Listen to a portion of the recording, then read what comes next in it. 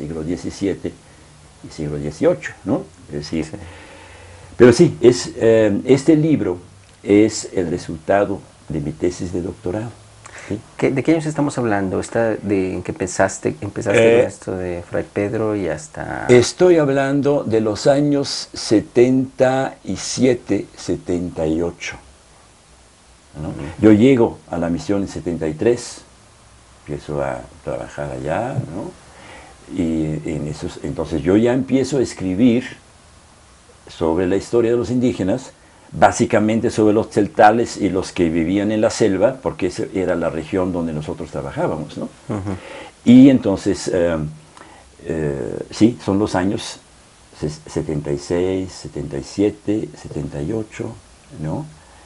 Y aparte de mi trabajo, pues está todo este activismo de los agentes de pastoral, influenciados por los grupos de izquierda que habían llegado también a Chiapas, sobre todo en la selva, los pepes famosos, ¿de dónde? De San Luis Potosí, del norte de México, sí. Del norte, ¿no? Y bueno, entonces llega un momento que me identifican por parte del gobierno con todos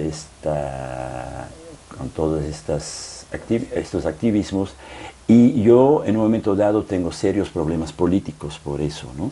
Por ser extranjero, básicamente. El gobierno empezó a molestarse muchísimo y decidió dar un aviso al obispo expulsándome a mí, ¿no? Entonces yo recibo una orden de aprehensión, está la expulsión ya en la puerta. Yo, como Fray Pedro, ahora sí yo también huyo, ¿no?, del conventito de Chilón, porque es donde estoy trabajando y viviendo, y entonces ya, eso es una de las razones también por las cuales en un momento dado yo cambio de actividad y me meto más en la investigación y bajo el perfil de agente de pastoral hasta que este perfil como que desaparece, ¿no? Okay. Entonces estamos ya en los años, en la década de los 80, ya tengo mi doctorado, ¿no?, desde 78, ¿no? Lo voy a defender allá en Bélgica, en Lovaina, y pues entonces ya estoy metido, encarrilado en esta otra vida que va a ser la vida de investigador y escritor. Académico. Sí. Pero fue como un proceso paralelo siempre, ¿no? Pues en el 76 sí. Empieza toda esta reflexión. Sí, exacto, porque mi trabajo también como agente de pastoral era precisamente investigar el pasado de los indígenas. Yo desde el principio no estaba interesado en el pasado prehispánico, ¿no? Me interesaba el pasado colonial y lo que yo llamaba neocolonial para poder explicar la situación de los indígenas de hoy, ¿no? Eso era mi idea, ¿no? Por eso decía yo, la historia es útil, la historia es importante, ¿no?, para poder explicar lo que está pasando hoy. Obviamente no se explica todo a través de la historia, es una pequeña vía, un modesto camino de explicación de la situación actual, ¿no? ¿Y cómo ves ahora, ya que está culminada la obra, ¿qué? La aportación que puede tener o lo que yo hice? Sí, exacto. Mira, en primer lugar, todo lo que hice como investigador y como escritor no corresponde a la vocación inicial que yo tenía. Es decir, sigue siendo para mí una opción alternativa que yo tomé en un momento de mi vida. Eso quiere decir que considero que no la hice en esta primera vocación, ¿no? Y yo creo que es importante decir eso, porque muchas veces cuando tratamos de reconstruir el pasado y cuando tenemos que hablar de eso, nada más queremos decir las cosas bonitas, ¿no? Pero aquí claramente para mí hubo un reconocer que no la hice como agente pastoral, ¿no? Entonces, ya hablando de esta segunda vida, creo que sí la hice como investigador y escritor, ¿sí?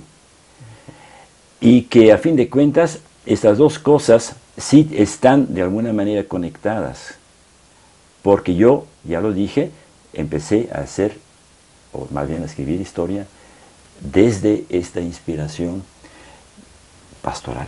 Claro. ¿Qué quiere decir eso? Que no me considero realmente un historiador académico, porque no llegué a todo lo que hice después, ¿no?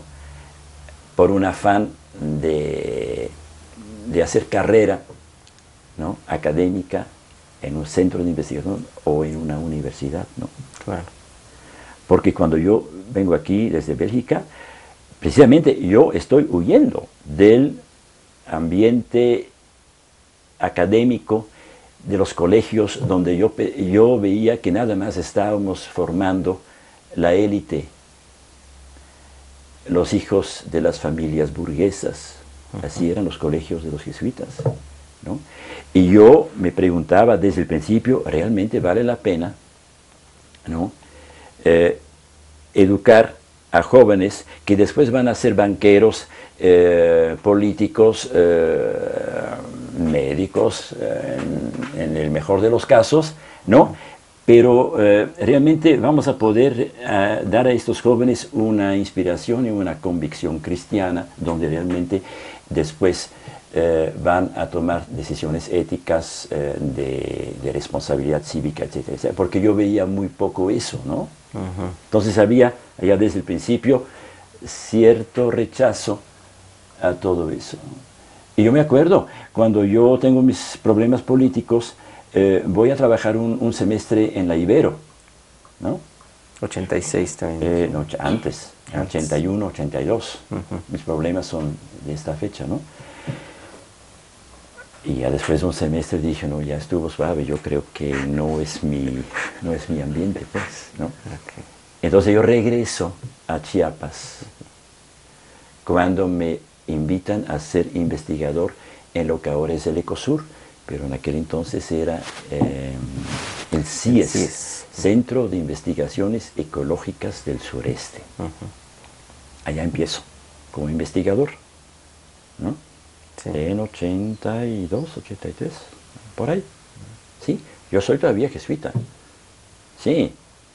Y cuando yo salgo de la Compañía de Jesús, también tengo que renunciar al trabajo, porque voy a hacer un retiro de 30 días en silencio total, ¿no? Para ver, ¿sigo o no sigo? Sí. Wow. Así, sí, lo hice en serio. La decisión se tomó, bueno, dentro de lo posible, ¿no? Con seriedad. Claro. ¿Fue difícil tomar esa decisión, sí, la salida? Sí. Sí, por eso ya dije, no lo aconsejo a nadie hacer una decisión tan importante teniendo ya 50 años, ¿no? Porque yo llevaba 30 años de vida religiosa. Claro. Entonces, en mi vida es algo que yo no puedo borrar.